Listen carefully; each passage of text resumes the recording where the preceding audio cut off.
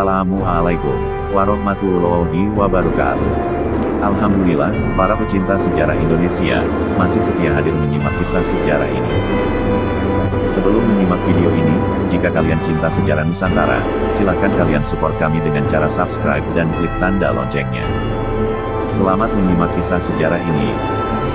Telah dikisahkan di akhir episode terdahulu, bahwa setelah bertempur sehari semalam, Spellman mundur, dan semua pasukannya ditarik naik ke kapal.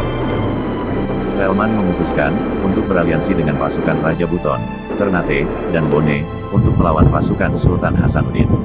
Tanggal 1 Januari tahun 1667, armada Spellman tiba di Buton, dan langsung menghantam armada Karaeng Bontomaranu, yang sudah kepayahan melawan pasukan Buton. Akhirnya Karaeng Bontomaranu menyerah tanpa syarat, pada tanggal 4 Januari tahun 1667. Kemenangan ini dirayakan oleh Spellman, dengan memberikan 100 ringgit setahun, kepada Sultan Buton. Armada Spellman, lalu berlayar ke Ternate. Arum Palaka kemudian mengirimkan 2000 orang ke Bone, untuk membentuk pasukan baru, yang dipersiapkan untuk menyerbu kerajaan Gowa dari daratan. Pada tanggal 9 Juli tahun 1667, perairan Makassar sudah dipenuhi pasukan Belanda. Benteng Sombaopu mulai dikepung dari laut. Benteng ini merupakan pertahanan utama, di bawah pimpinan Sultan Hasanuddin dan Sultan Harus al-Rashid, Raja Talo. Pasukan Arum Palaka sebanyak 6.000 orang, bersama Kapten Polman menyerang Galesong dan Barombong. Dengan meriam besar, pasukan Gowa berhasil memukul mundur pasukan Spellman dan Arum Palaka. Terpaksa, Spellman meminta bantuan Batavia. Belanda mengirimkan 5 kapal perang besar, di bawah komando Kapten P. Dupont. Pada tanggal 19 Agustus tahun 1667, VOC dan sekutunya, menyerang kembali Bantaeng dan Galesong, dengan meriam kapal dan berhasil melakukan pendaratan, meskipun mendapat perlawanan sengit dari Gowa. Lumbung pangan di Galesong berhasil dibakar, sebagai strategi untuk melemahkan perlawanan Gowa. Target berikutnya adalah Benteng Barombong. Pada September dihujani tembakan meriam. Gowa membalasnya dengan meriam kaliber 18 pounders. Secara tidak terduga, Arum Palaka dan pasukannya menyerang dari arah timur, namun Gowa dapat mempertahankan Benteng Barombong. Arum Palaka dipukul mundur, sementara VOC belum mampu melakukan pendaratan langsung.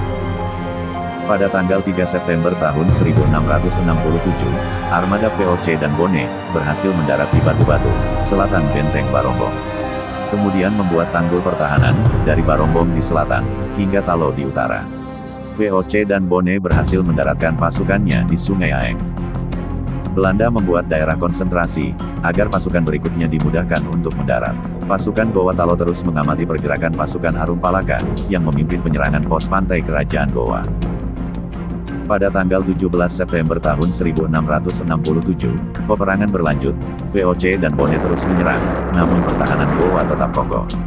Bahkan Gowa mempersiapkan untuk menyerang Bone, dengan 300 perahu yang berlayar dari Talo, Laut Ajatapareng, mendarat di Alita, dan di sekitar Danau Tempe.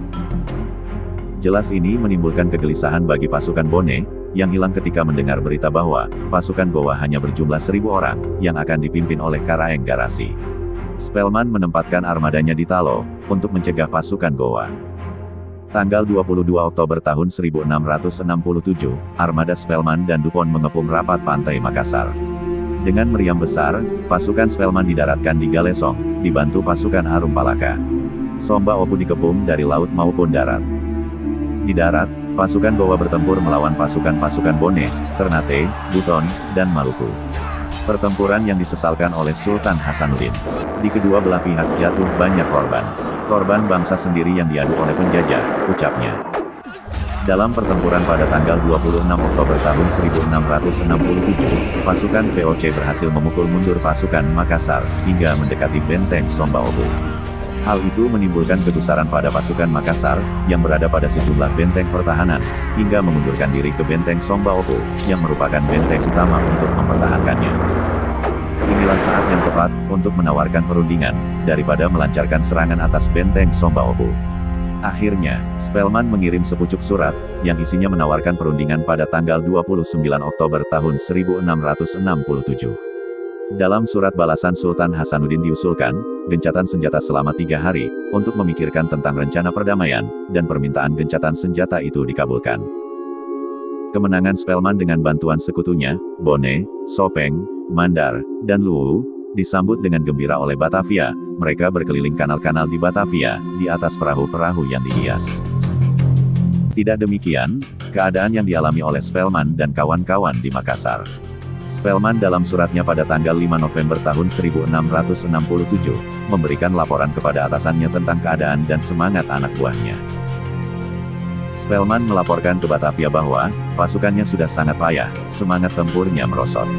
182 serdadu dan 95 matros jatuh sakit. Pasukan Buton, Ternate, dan Bugis juga diserang sakit perut. Spelman ketika itu meminta dikirimkan lagi perlengkapan dan prajurit. Pasukan Sultan Hasanuddin juga mengalami hal serupa. Pertempuran berbulan-bulan, dan pertempuran benteng, sangat mencemaskan Sultan Hasanuddin. Setelah 4 hari bertempur, benteng berombong direbut. Tetapi semangat prajurit Gowa masih menyala-nyala, dan Sultan masih mampu meneruskan perang.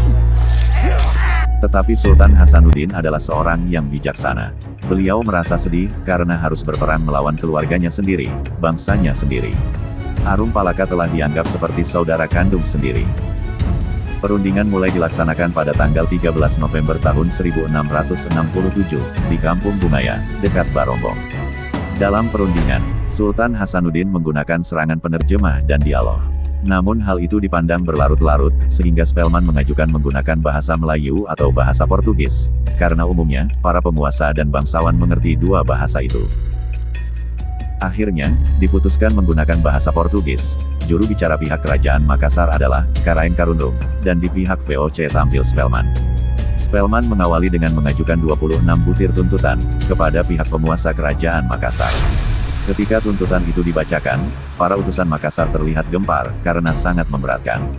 Tawar-menawar dalam perundingan itu terus berlangsung, hingga dicapai kesepakatan untuk menandatangani butir-butir dalam perjanjian yang disodorkan oleh VOC pada tanggal 18 November tahun 1667. Setelah melalui perang yang dahsyat dan berlarut-larut, sekutu Makassar sejatinya hanyalah komunitas Wajo dan Melayu. Sultan Hasanuddin akhirnya menandatangani perjanjian Bungaya pada tanggal 18 November tahun 1667.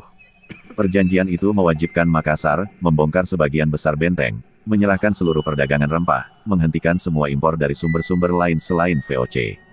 Belanda mengusir orang-orang Portugis, dan melepaskan negara bawahan, baik pulau lain, maupun di tanah Bugis. Perjanjian perdamaian ini, yang dikenal dengan Capayari Bungaya, atau Perjanjian Bungaya. Perjanjian ini tidak berlangsung lama, karena memberatkan pihak Gowa. Setelah penandatanganan perjanjian Bungaya, sebagian besar panglima kerajaan Gowa secara terang-terangan mengajukan protesnya kepada Sultan Hasanuddin. Mereka merasa belumlah kalah dan masih ada harapan untuk memenangkan perang. Namun Sultan Hasanuddin hanya menggelengkan kepala seraya berkata, keberanian tidaklah cukup untuk menjadi seorang pemimpin, lebih dari itu dibutuhkan kearifan. Sri Baginda memandang bahwa menang atau kalah dalam peperangan Makassar ini hanyalah menguntungkan satu pihak belaka, yaitu VOC. Andaikan pihak kerajaan Gowa beserta sekutunya mampu bertahan dan memenangkan perang itu, tetaplah pula mengorbankan nyawa saudara-saudara sebangsa sendiri. Hal yang semestinya tidak terjadi, namun terlanjur jua, sejak berlangsungnya perang Gowa Bone yang dilakoni oleh para pendahulunya. Akhirnya perang kembali pecah pada tanggal 21 April tahun 1668. Karaeng Karundung menyerang benteng ujung pandang atau Fort Rotterdam, hari demi hari, bulan demi bulan, perang berlangsung terus. Pertempuran berlangsung sengit, banyak orang Belanda mati atau luka-luka. Tiap hari, 7-8 serdadu Belanda dikuburkan, tulis Spelman dalam catatannya. Pertempuran ini terus berlangsung sampai tahun 1669. Pada akhirnya Sultan Hasanuddin harus mengakui kekalahan. Tetapi menurut pengakuan Belanda, pertempuran inilah yang paling dahsyat dan lama dialami selama di bumi Nusantara. Sultan Hasanuddin sendiri dan pasukannya dijuluki ayam-ayam jantan dari timur, karena semangatnya pantang mundur, pungkasnya. Yang menjadi satu-satunya penyesalan, Sri Baginda Sultan Hasanuddin adalah perang melawan sesama bangsa sendiri, sebagai bangsa Bugis, sehingga beliau mengundurkan diri dengan sukarela sebagai Raja Gowa, pada tanggal 29 Juli tahun 1669, di mana 5 hari sebelumnya, Sultan Hasanuddin sendiri memimpin perang terakhirnya melawan VOC, dan sekutu-sekutunya dalam mempertahankan benteng Sontaobu. Tahta kerajaan Gowa diserahkannya kepada puteranya, yaitu Ki Mapasomba Daeng-Muraga, Sultan Amir Hamzah, yang masih berusia 13 tahun, kurang dari setahun kemudian, yakni pada hari Kamis, 23 Muharram 1081 Hijriah, tanggal 12 Juni tahun 1670, Sultan Hasanuddin wafat dengan tenang, disertai gelar terakhirnya Tumenanga Ribala Pangkana, dalam umur yang sesungguhnya masih muda, yaitu 39 tahun. Sultan Hasanuddin, memang seorang pahlawan gagah berani, dan perkasa. Raja besar yang tidak dapat dibantah. Semoga kita semua dapat mengambil hikmah, dari setiap kejadian di masa lalu, untuk melangkah ke masa depan dengan lebih baik, dengan mengutamakan rasa nasionalisme, dan menjaga rasa persatuan sesama anak bangsa. Demikianlah, kisah sejarah panjang perjuangan anak bangsa dari Jazirah Sulawesi. Tentunya kita bangga mendengar kisah perjuangan mereka. Jika kalian menyukai kisah ini, silahkan berikan jempolnya ke atas, dan jika bermanfaat, silahkan Anda bagikan ke teman-teman yang lain. Nantikan kisah-kisah para pejuang yang lainnya. Terima kasih, sudah menyimak video ini.